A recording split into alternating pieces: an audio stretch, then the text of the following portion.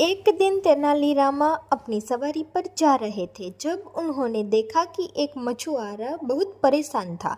मछुआरे के पास कुछ मछलियाँ थी लेकिन वह बेचने के लिए कहीं नहीं जा पा रहा था।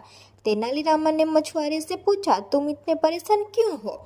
मछुआरा बोला, महाराज, मैं इन मछलियों को बेचने के लिए दूर शहर जा रहा था, लेकिन रास्ते में एक बड़ा भूतिया पेड़ है जहाँ मुझे डर लगता है। मैं कैसे उस रास्ते से जाऊं?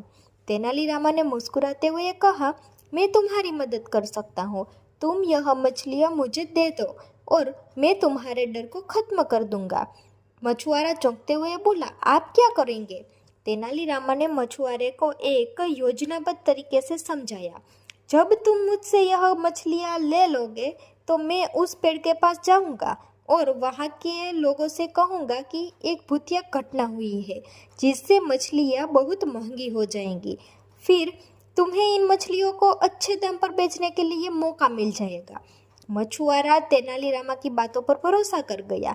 तेनालीरामा ने मछुआरे से मछलियाँ ली और वाकई उस भूतिया पेड़ के पास जाने पर लोगों को कहानी सुनाई।